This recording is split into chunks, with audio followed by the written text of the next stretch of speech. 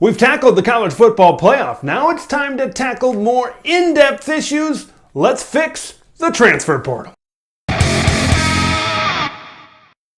In what has turned into free agency in college athletics, the transfer portal, some people love it, some people hate it. It depends if you utilize it correctly most of the time, whether you love it or whether you hate it. Okay, so everybody right now, one time, free transfer. You can go wherever you want.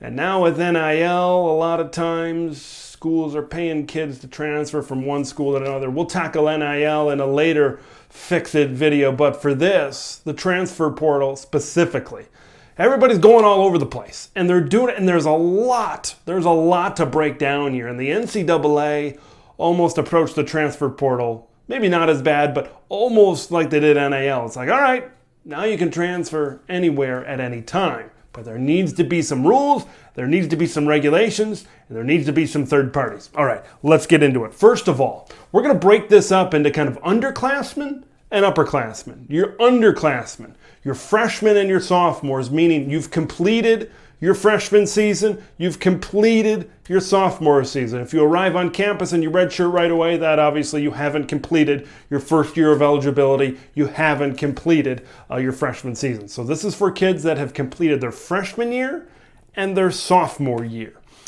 Those kids kind of fall under the current transfer portal rules. You can free transfer wherever and whenever you want. But a lot of these transfers, before I go any further, any kid that transfer needs to go through a review process from a third party, and I guess it could be affiliated with the NCAA, but there needs to be a third party organization that when a kid transfers, we need to ask him why. We need to ask him, where do you think you want to go? What do you want to do? Do you want to play right away? Do you want to be closer to home?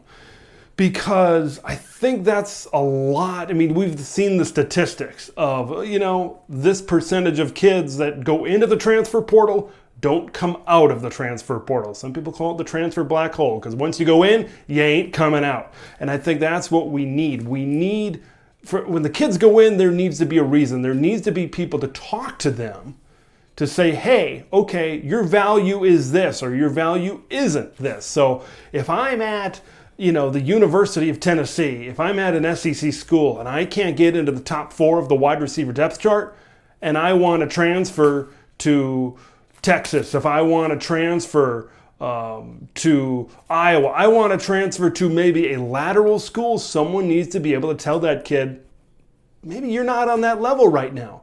But if you want to play right now, you can transfer to a school. You can transfer to an Appalachian State. You can transfer to a Boise State, and that's going to progress, and that's going to help you prepare to be an NFL player better. That's going to get you on the field earlier, and this is your skill set. You fit best into this system.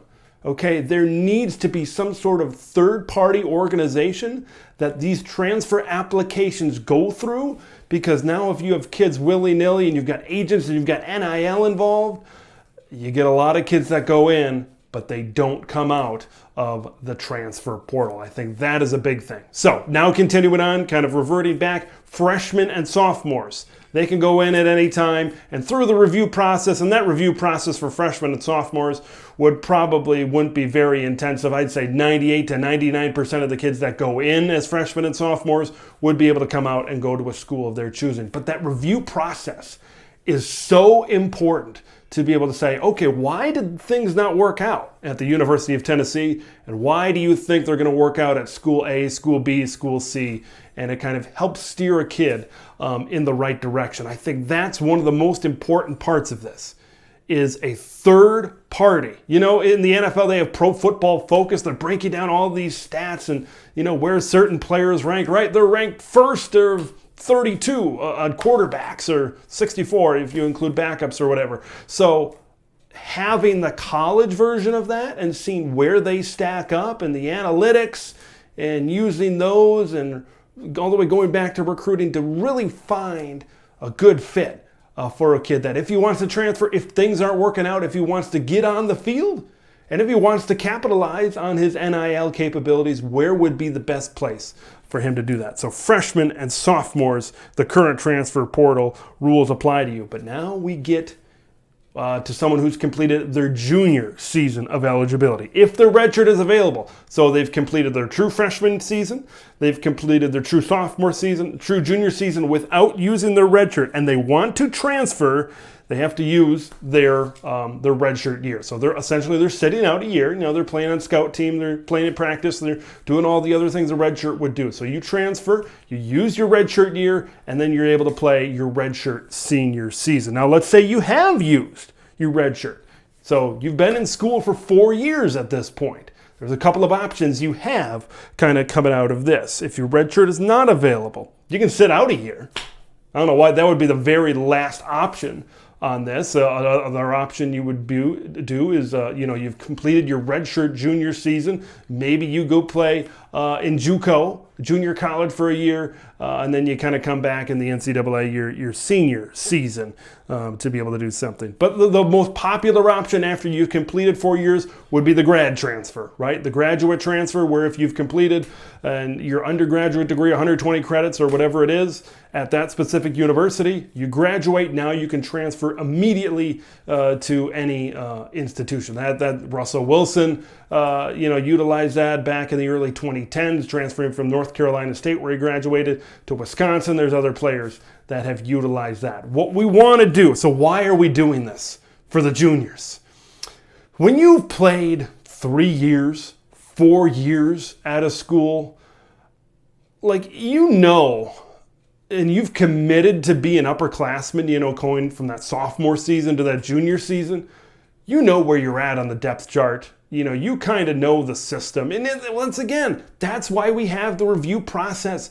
These things come up, transfers come in, now you're knocked down the depth chart all of a sudden, and now you're able to transfer. So there's a review process. Waivers can be granted in certain situations where the circumstances dictate that. But I think once you're on campus for that long, I think you should remain committed, because here's one thing. Here's a big thing for me. I'm going to use an example.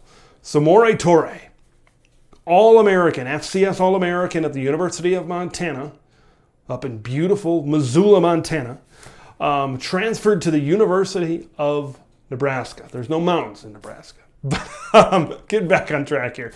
So he transferred there, probably to get more exposure, have more people see him, whatever. But here's the thing, he was a starter. He was an All-American at the University of Montana.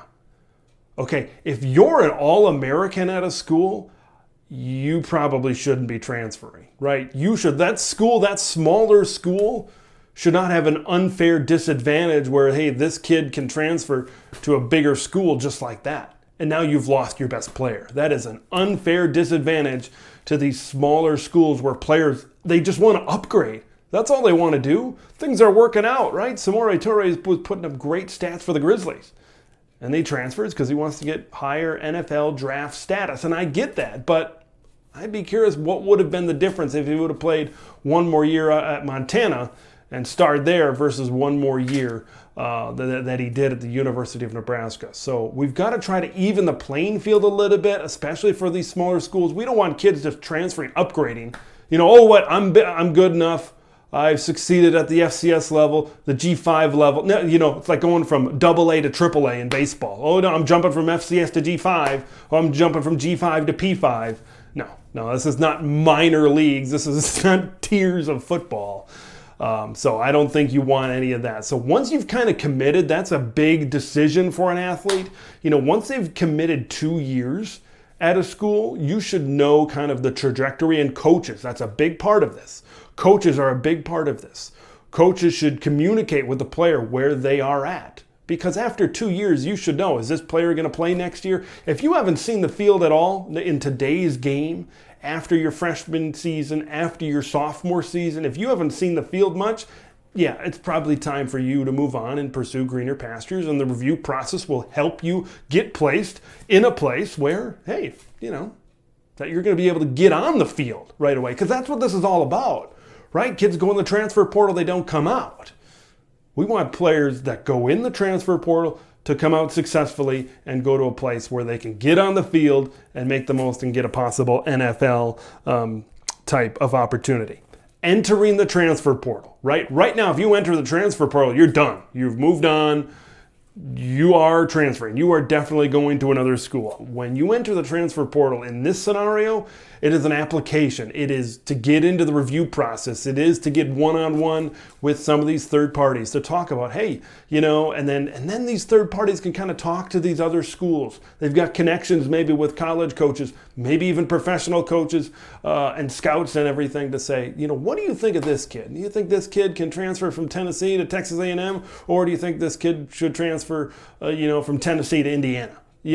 So that whole process is big for these kids to get out in the right situations, because the last thing that you want is a kid to transfer from one school to another, and there's agents involved, there's NIL involved, there's the wrong things and the wrong people involved that are steering a kid to a certain institution, and money could be one of those things.